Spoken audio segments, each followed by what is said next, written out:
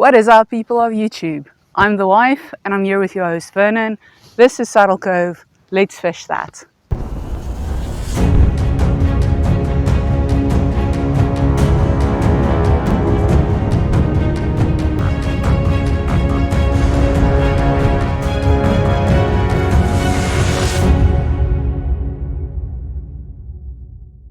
Alright, ladies and gents, it is the month of February. It's of course the month of love, and this is also true when it comes to fishing. What I mean by this is we're heading into the pre-spawn for most of the fish out there.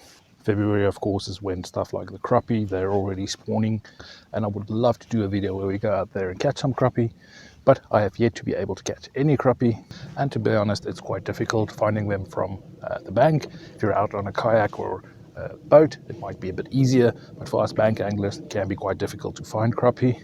But that is of course only the start of the spawn season. The catfish, the carp, stuff like bass, they're all doing what the experts call staging. They're moving up closer, go sitting on points, waiting for some warmer days to come into the shallow waters, or if you have some colder weather, they just sink back down into deeper water. But generally speaking, this is a time when all these fish start moving upwards, start looking for places to make their beds. Now, being pre-spawn, these fish are hungry, they're looking for food. So if we can find out where the fish are, present them with some food, we stand a chance of catching something. But the water is still very cold, so moving around quick moving lures and stuff, not ideal. You want to be focusing on slow moving lures and perhaps soaking some baits. For that reason, the wife and I, we made our way out here to Saddle Cove. You have access to some deeper water, lots of places where the fish are waiting, either moving up into the shallow or going back down into deeper waters depending on the temperatures. Now I have to point out we're choosing this particular day because this is the fourth day in a row where we have some 68 degrees Fahrenheit, that's 21 degrees Celsius weather out here. A lot of consecutive days of warmth. That means the fish might actually move onto the shelves to do some feeding.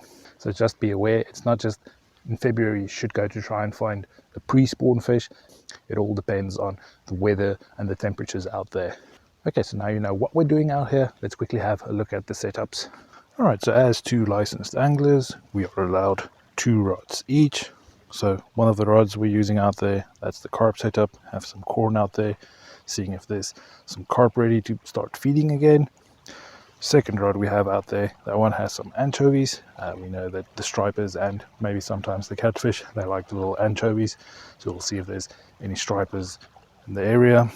And then the second rod, my wife has a little loose speed stick. That's our little worm rod. On that she's using some Ned rigs. We have a selection of different colors of Ned rigs that we're trying out there to see if we can find any smallmouth or maybe largemouth. If they're in close, they might be willing to go for some Ned rigs. So we have a selection that we're trying. And on my second rod, I'm starting off with a little hair jig, hoping this will imitate some bait fish, maybe a little shad or something, and maybe some of the stripers or bass will be willing to go for a little hair rig. And I'll also be swapping out to some craws and craw imitations. This spawn season is a great time for that as well, because it's also the time when the craws go into their spawn. Alright, so we got the baits soaking out there. While we're going to leave them to soak in the water, wait for some fish to show up. Going to do some active fishing around. And we chose this particular spot because there's a shelf running into that little island over there. I'm going to walk out on that shelf. That grants us some access to some deeper waters. Going to be throwing around some lures. Let's see if we can find any active fish or fish willing to chase our lures. Alright, so I've really never fished with a hair rig before. It's not something that I know how to use, so I'm not going to pretend like I know and give you guys advice on how to use it. But it is a pretty good looking little jig. I like the action of it down on the bottom. Kind of imitates a dying little bait fish. And I have to say, it goes over the rocks quite well. I like using the little hair jig, something I'll look into a bit more. If you're someone that knows a lot about hair jigs and how you are supposed to be fishing them, please do go down in the comments and tell me.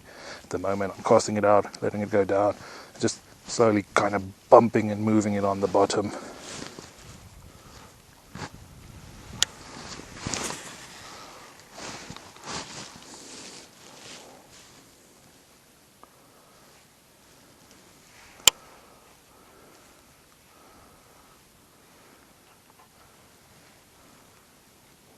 I also would like to point out something using my little Baitcaster reel here.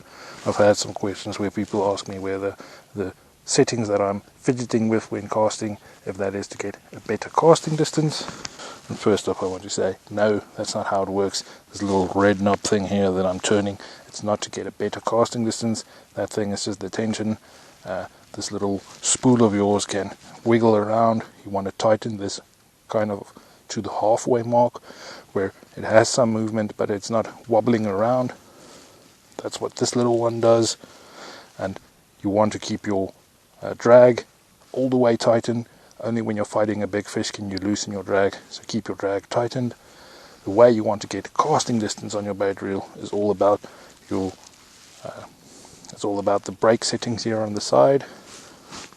So this is not to get casting distance. The brakes are actually what give you the casting distance. Typically you want your brakes at something like halfway settings. This reel only has 10 settings. Some of the better reels have up to 80 settings. So typically you want to be halfway there. So this one with the 10 settings, you want to go to something like 5. If you're inexperienced with braking the spool with your thumb like I am, you want to tighten it, go up to a higher number. That way when you're casting you're not going to get backlash. It brakes automatically for you when casting. And if you're casting into the wind, I would suggest tightening it up once again. You don't want your spool spinning if the line is not moving out. That's how you get a crow's nest. So when casting into the wind, tighten it up a bit. When casting with the wind, you want to do the opposite and release it a bit. But that's just a general way of using it if you're a novice. But the only way to learn this and improve on this is by getting a Baitcaster and testing it out there.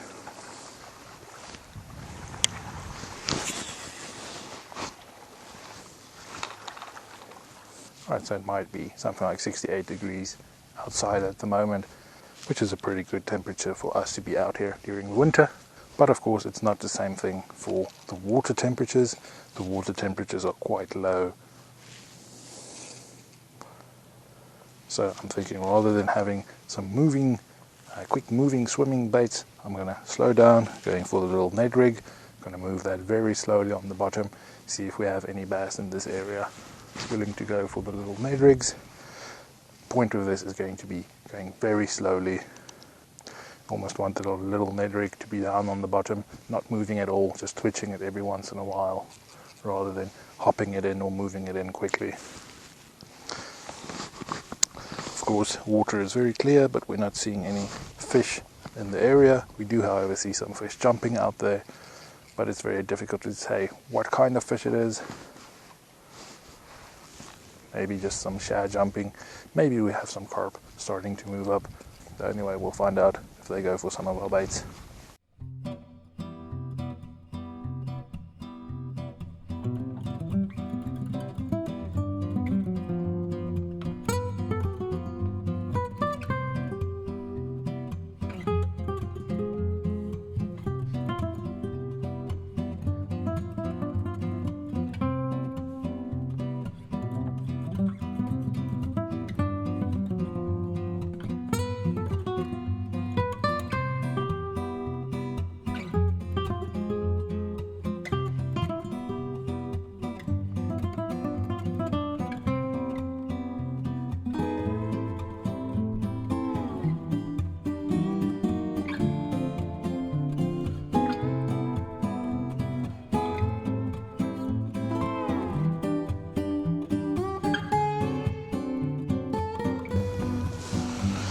Little duck out there trying to steal my baits. So I think we need to rebait this one. Alright, so the moon's already out, but the wind completely died down, which means the water is nice, flat and calm. So I'm quickly going to throw around a little whopper plopper, just because it's the only thing in my tackle box I haven't thrown around today. I'm going to cast it out there.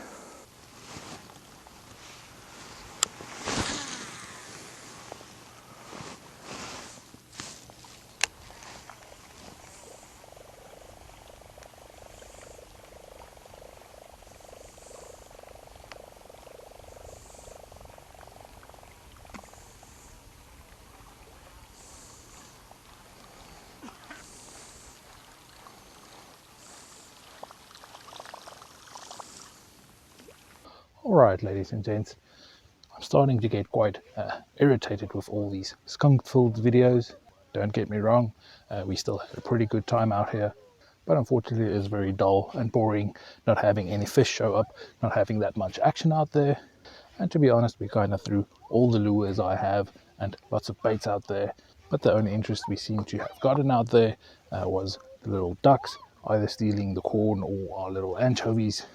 Now, to be honest, the moment I set my foot in this water, felt the temperature of the water, I knew this was too ambitious. The water is still very cold at the moment, but in a matter of weeks it will change completely. All the fish will be up shallow trying to feed. For now, all I can do is say thank you for following us on this very boring outing, and please do go down in the comments and tell me, how's your fishing been out here? You guys struggling as much as I am, or am I doing something wrong? Also, feel free to ask any questions down in the comments. Remember to like and subscribe, but I want to thank you guys for watching, and I'll see you next time.